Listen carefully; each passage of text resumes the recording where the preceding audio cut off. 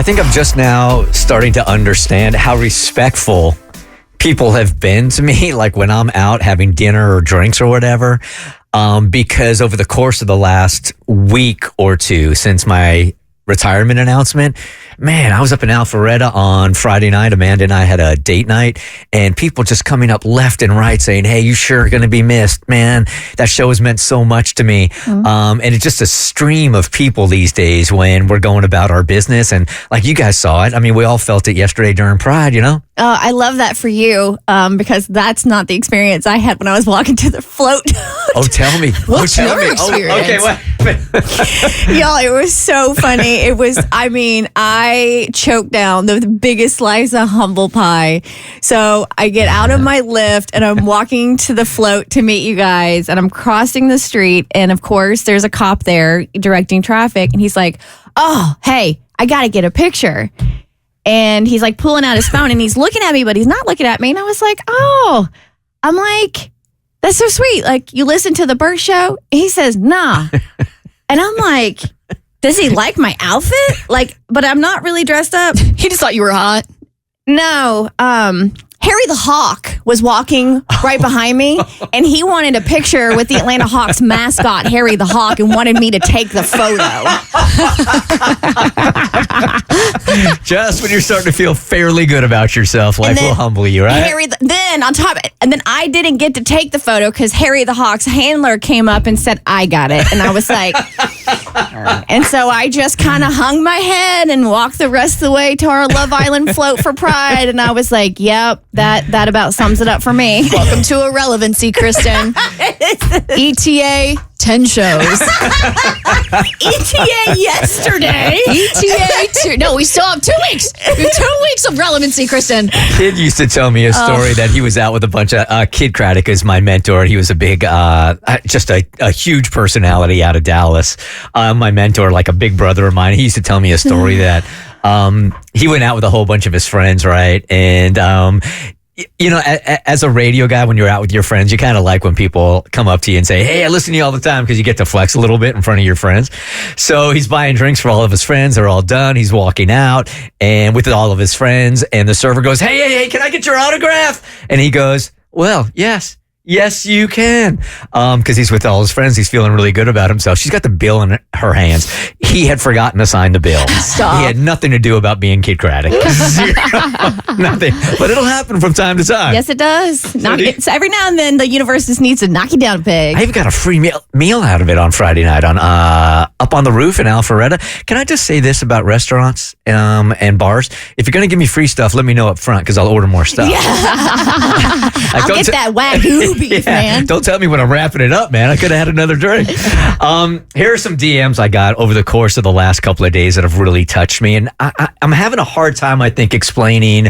All of them are welcomed, honestly. When you just hit me up and you go, hey, you know what? Abby's had a real big impact on me, or Kristen, or anybody that's been here in 25 years. That's really, really nice. But there are some that specifically really feel like this show hit them on a different level, like when they were really, really down and we were their only source of comfort.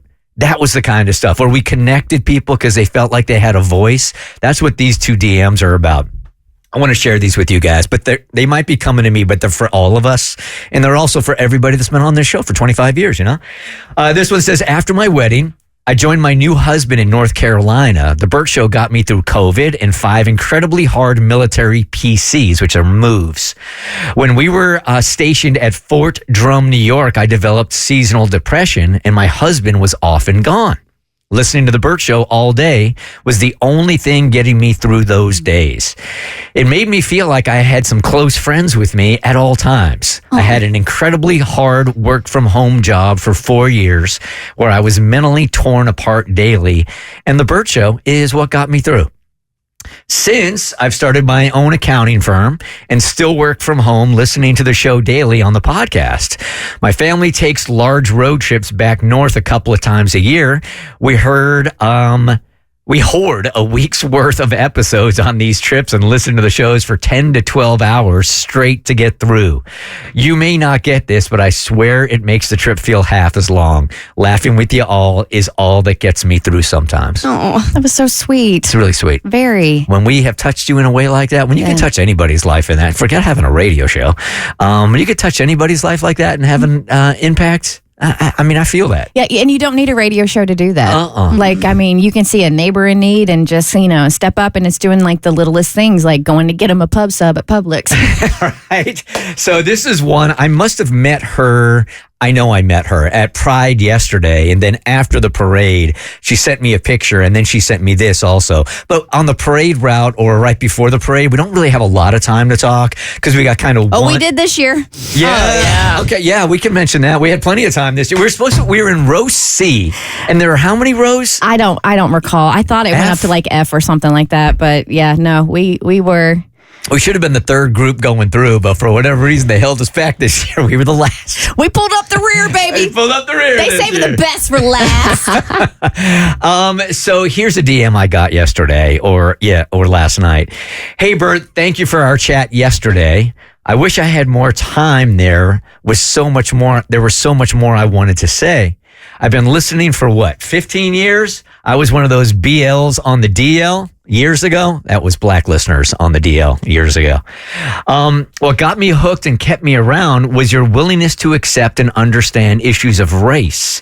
In my lifetime, I have never experienced white people as curious and willing to listen in the lives of black America. I used to sit in my car crying while listening to race panels. My whole family was blown away by how much time you dedicated to putting focus on the deaths of Trayvon Martin and George Floyd. Not because it was profound or anything said for me as a black woman, but I think it was for your white audience.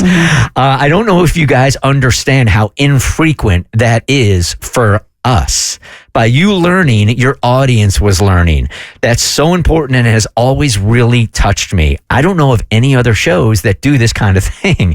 Anyway, I can't thank you enough. Your show's empathy and willingness to listen will surely be missed. Thank you. That's the greatest compliment. It really is. And no, there aren't a lot of shows that do this. And it's something that's been in my heart for a very, very, very long time. This is not when we do the kind of show that we do when we're talking about pride. We talk about gay issues, Latino issues, where we talk about Black America also. It's not really welcomed on Top 40 Radio. What they want you to do is like pick a lane, stay in it, and then stay away from anything even remotely stressful or controversial. But for whatever reason, race relations pierced my heart at a very, very young age, which is strange because I grew up in San Diego in a suburban city. We only had like one black dude in our entire school. But I do remember in like the 7th grade, you know how you have book reports and they give you a whole list of books that you can choose from? I chose 2 books from an author named Richard Wright. One was called Native Son, and the other one was Black Boy, and it had everything to do with race relations. I have no idea why I picked those books at 7th or 8th grade, but I did.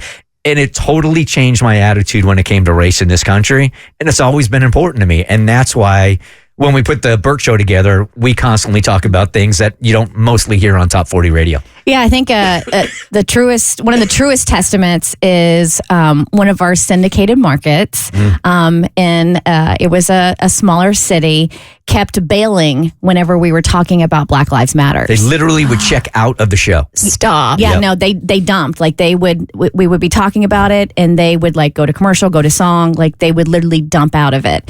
And Bert was like, "Hey, thanks, but no thanks." And was like, we don't want to be a part of your station if you're not going to play the show as it's intended to be heard. And that was that. It was the only radio station I ever tried to break up with. Yeah. and they wouldn't have it for a couple of months. Yeah, they please take us off. Yeah, you're like you were very, you're like you can't do that, man. That's not cool. And I only found out about it because people in that town, in that little city, were outraged that as soon as we started talking about it, they were going to commercials or going to music. Thank goodness we had a whistleblower that was like hitting us up in our DM saying, "Hey, I just want to let you know that at XYZ station is doing this. And we're like, no way. And sure enough, after a little investigation, it turned out it was true. That's crazy. I had no idea at all.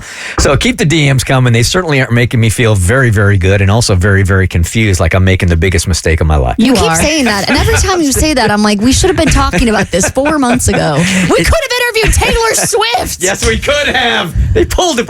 I came in this morning not wanting to tell you that. No, I knew. Trust me. I did my research. I found out who got that interview. And when it wasn't us, I was like, gosh, I understand the business reason behind it. Yeah. The Bert Show.